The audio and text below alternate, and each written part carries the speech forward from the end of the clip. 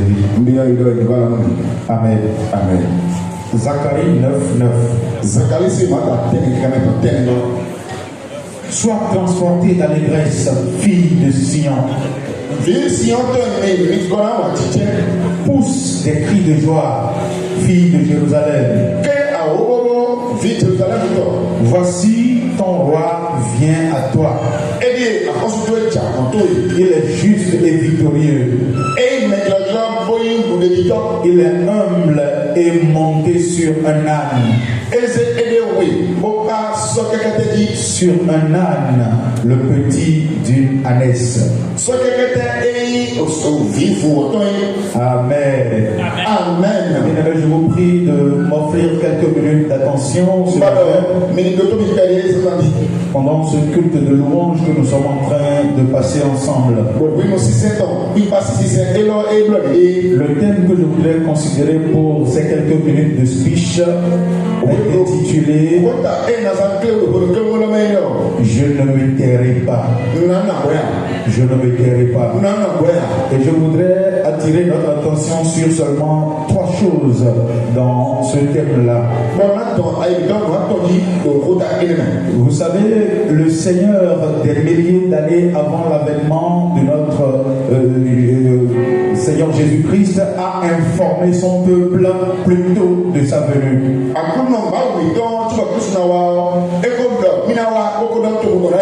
Il a informé son peuple de comment Jésus allait effectuer son entrée triomphale à Jérusalem. À travers le prophète Zacharie et bon nombre d'autres prophètes. Mais le constat a été malheureux. Parce que quand le Messie est venu, le peuple d'Israël enfreint. Une frange de la population ne l'a pas reçu comme tel. Et ce constat se fait encore malheureusement aujourd'hui, même au sein de l'Église de Dieu. Il y a encore une multitude de chrétiens, en tout cas de soi-disant chrétiens, de fréquentateurs d'église, qui viennent à l'église mais qui sont inconscients de la présence de Dieu, de la présence du Seigneur parmi nous.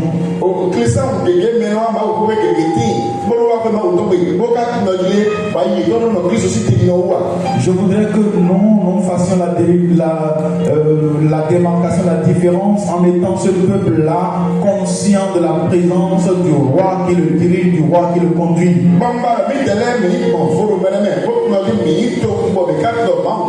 Dieu a dit, sois transporté par l'allégresse.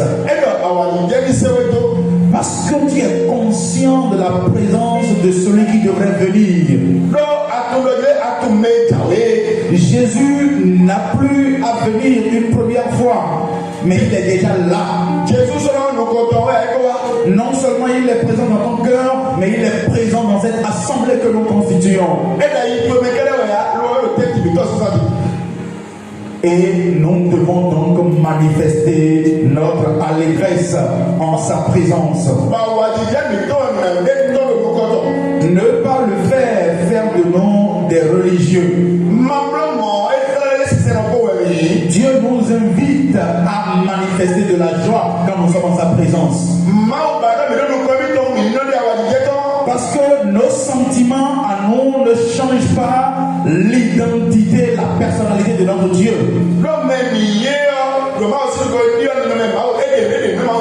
Ce n'est pas parce que toi tu n'es pas content que Dieu n'est plus Dieu.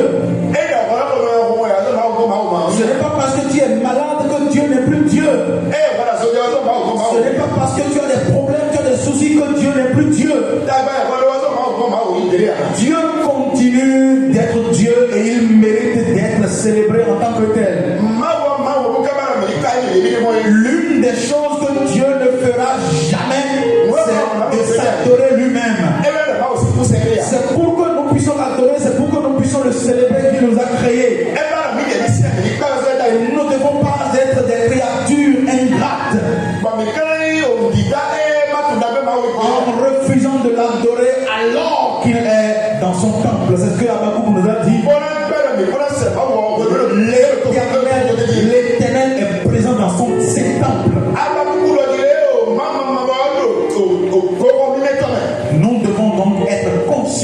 sa présence parmi nous.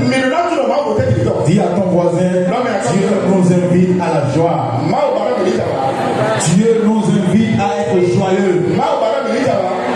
Ça ne te coûte rien d'être en joie.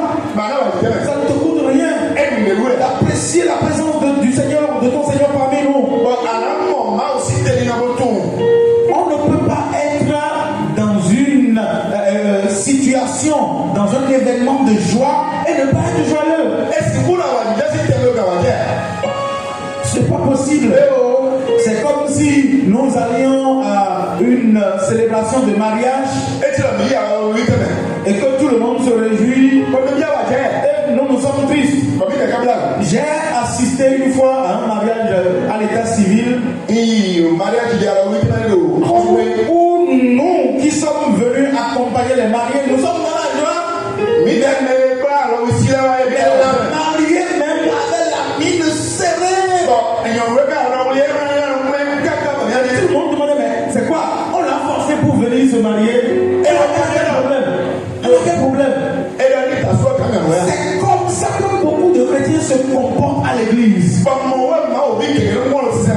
comportent comme les pharisiens au temps de Jésus. Quand on parlait son entrée. Ils ont prié, ils ont jeûné pour l'avènement du Messie. Mais quand le Messie est venu, et au moment où le peuple était en liesse, le peuple était en train de se réjouir. Les pharisiens demandaient à Jésus de leur demander de se taire. Ça c'est dans Luc 19, à partir du 35e verset. Ils ont dit, demande à quel ici de se taire. C'est ça l'esprit de religion. Le religieux est mécontent quand les enfants de Dieu se réjouissent. Je suis sûr que depuis ce matin qu'on a commencé par célébrer Dieu, il y a certains qui regardaient leurs voisins qui se réjouissaient et se demandaient, mais lui il a quel problème? Qui lui a demandé de sauter jusqu'à ce point? Il ne sait pas qu'on est à l'église. Voilà un religieux. Il ignore qu'à l'église il faut se réjouir. Il ignore qu'en présence du Seigneur il faut se relâcher. Et c'est de cette question que David était conscient. Malgré sa position de roi, il savait qu'il y a un roi qui est au-dessus de lui. Et que tel que le peuple se réjouit quand lui il sort, quand il apparaît, il a aussi le devoir de se réjouir en présence du roi des rois. Bien aimé, sors de l'esprit de religion. Sors de l'esprit de religion. Ton Dieu mérite d'être célébré.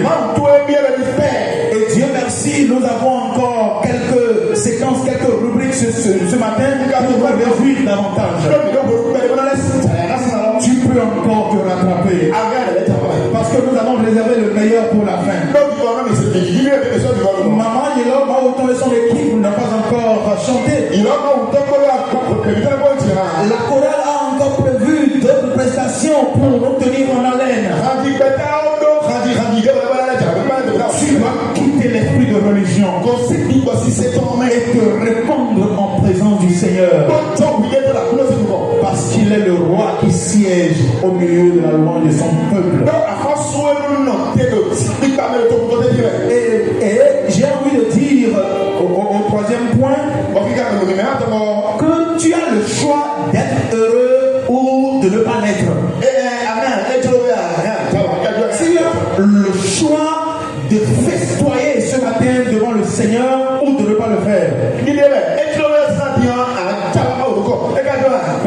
Dans Luc chapitre 15, quand le fils prodigue a pris conscience et est revenu à la maison, son père a donné un festin. Et tout le monde était en train de se réjouir. Mais son grand frère est revenu à la maison et a remarqué que toute la maison était en fête.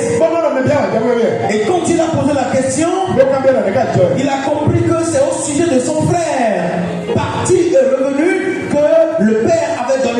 cousin. Le frère s'est fâché. L'aîné s'est fâché. Il dit mon père, tu es méchant. Parce que ça fait des années que je suis avec toi. Je travaille à ton service, je fais tout. Mais tu ne m'as jamais donné même un chevreau pour faire la fête avec mes amis. Mais maintenant que cet imbécile est revenu à la maison, te voilà en train d'organiser une fête. Et j'ai aimé la réponse du père. C'est pourquoi je dis que tu as le choix. Le père a dit, mon enfant, toi tu es avec moi tout le temps. Et tout ce qui est à moi est à tout ce qui est à moi est à toi. Ça veut dire que si tout ce qui est au père est à lui, c'est qu'il pouvait organiser un festin s'il le voulait lui-même.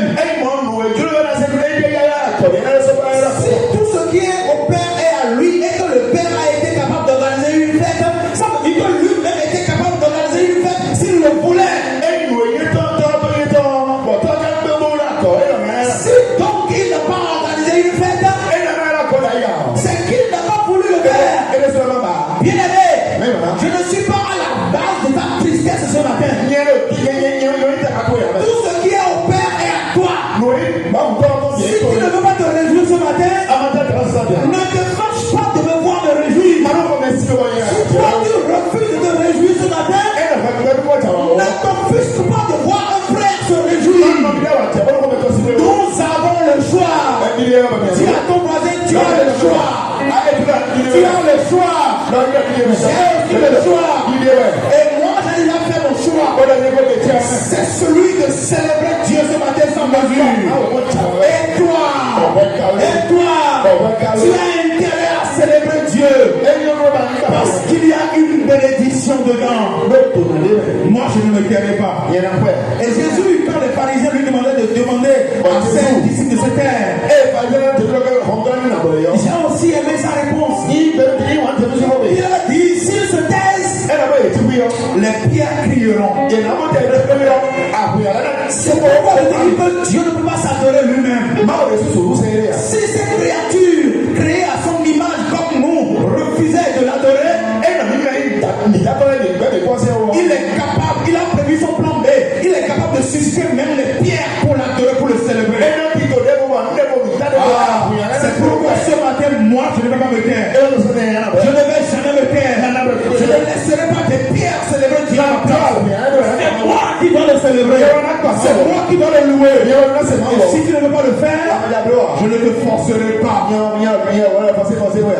Mais nous qui reconnaissons notre position devant le roi des rois, nous allons faire ce que nous devons faire. Et tu seras témoin de la bénédiction qui va en dérouler. Reçois ta bénédiction.